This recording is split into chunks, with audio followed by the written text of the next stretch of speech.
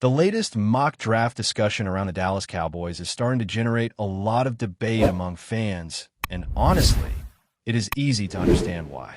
This year's projected selections bring a mix of talent, risk, and long-term planning, but not every move would immediately help the team, which is something that always creates strong reactions.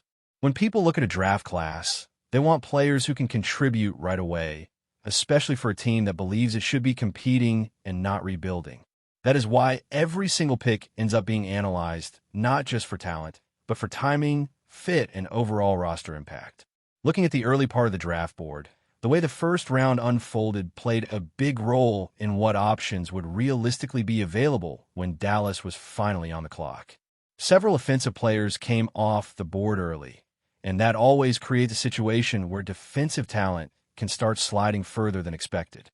When that happens, teams that are looking to improve their defense suddenly find themselves with opportunities that were not expected just a few weeks earlier. That is the kind of situation where a team has to decide whether to stick to their original plan or adjust based on who is unexpectedly available. When the Cowboys' first pick scenario came into focus, the conversation quickly shifted toward the secondary.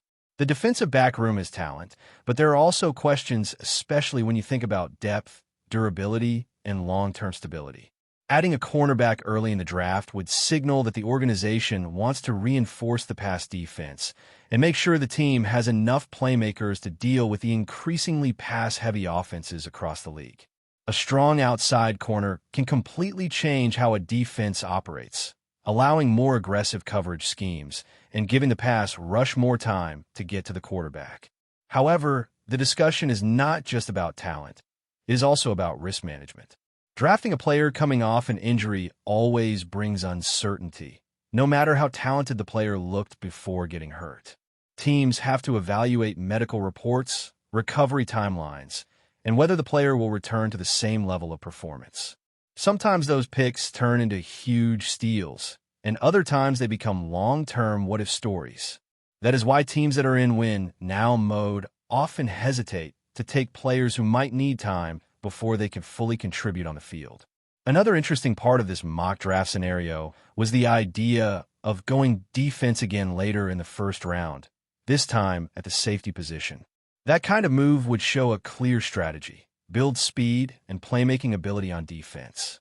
Modern defenses rely heavily on versatile defensive backs who can cover, tackle, blitz, and move around the formation depending on the situation. Having players who can play both safety and nickel roles gives defensive coordinators a lot more flexibility when designing game plans against different offenses. Still, doubling down on defensive backs early in the draft is not something every fan would agree with, especially when there are needs in other areas of the roster. Some would argue that the offensive line, defensive line, or even skill positions should be prioritized depending on how the board falls. Draft strategy is always a balance between taking the best player available and drafting based on positional need, and the teams that draft will usually find a way to balance both without forcing picks. As the mock draft continued into the middle rounds, the focus shifted toward adding speed and versatility at linebacker. This is where things become more complicated, because some players are extremely athletic but do not have a clearly defined role yet. These types of players are sometimes called hybrid defenders, and they can be very valuable if the coaching staff knows exactly how to use them. The problem is that if the coaching staff cannot find the right role, those players can struggle to find consistent playing time even though they have obvious physical talent. That is why middle-round picks are often about upside. Teams are looking for players who might not be complete yet, but have the tools to develop into important contributors. Speed, length, athleticism, and versatility become very important traits in these rounds because coaches believe they can develop technique and awareness over time. If a player already has the physical tools, the coaching staff may believe they can turn that player into something special within a couple of seasons. The later rounds of the draft are where teams usually take more risks and look for depth pieces, developmental players, and special teams contributors. Sometimes these picks turn into surprises and end up becoming starters or key rotation players. But most of the time, these selections are about building depth and competition across the roster.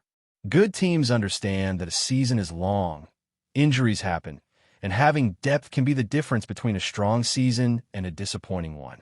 As the mock draft moved into the later rounds, the strategy became much more about depth development and potential rather than immediate impact.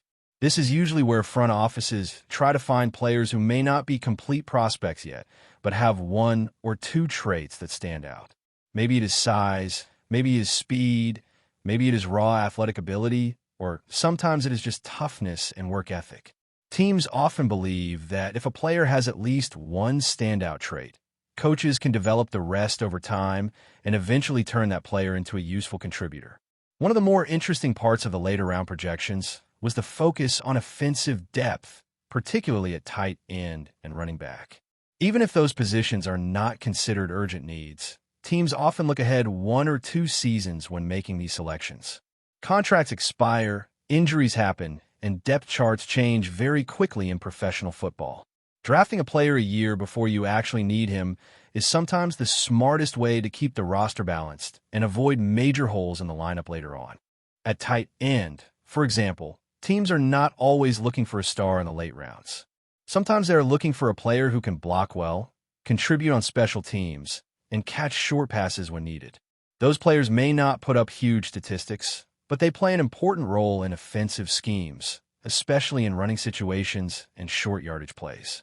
A reliable tight end who can do the small things correctly often ends up playing more snaps than people expect.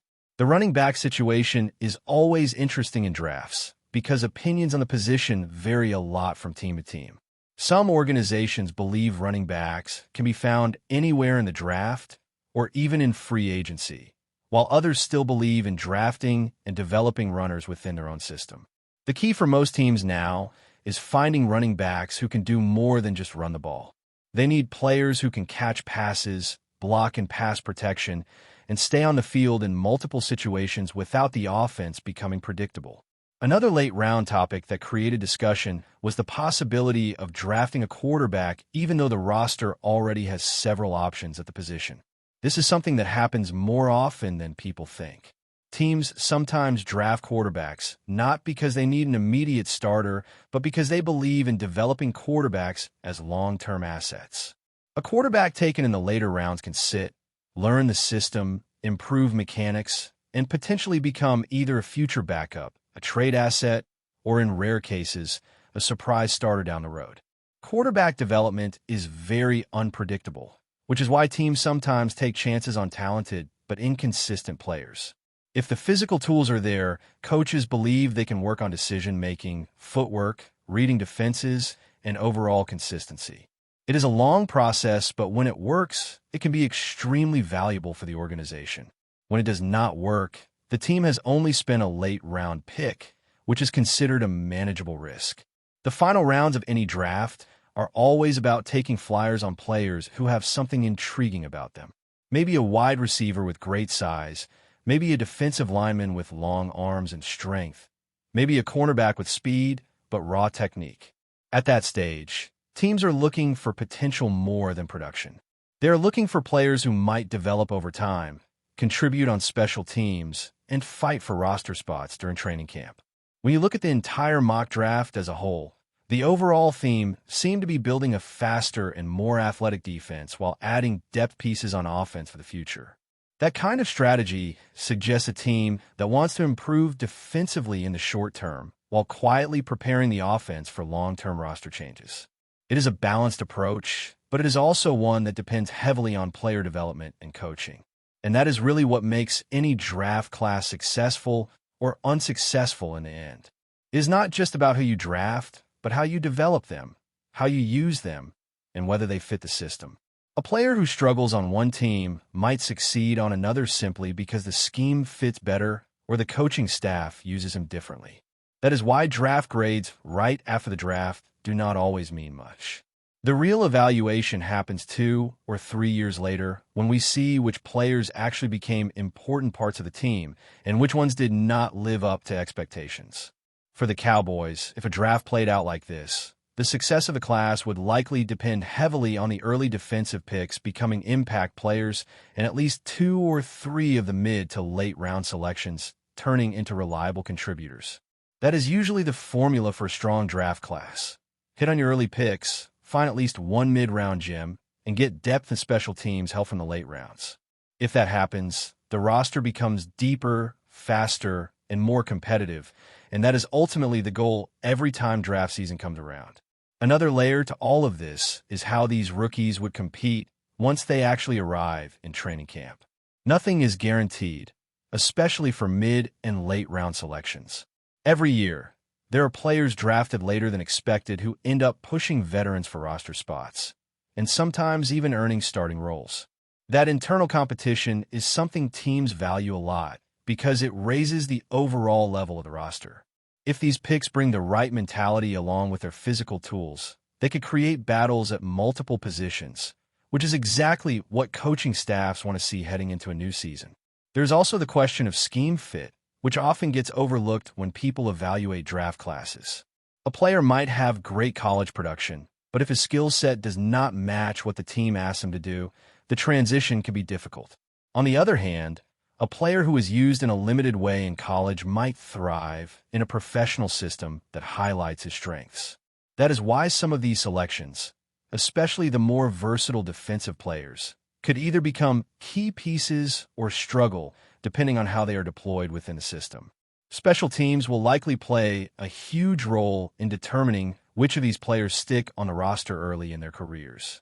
Coaches are always looking for contributors in coverage units, return blocking, and situational plays. For rookies who are not immediate starters, this is often the fastest path to earning playing time and proving their value to the team. A strong presence on special teams can keep a player active on game days while he continues to develop in his primary position.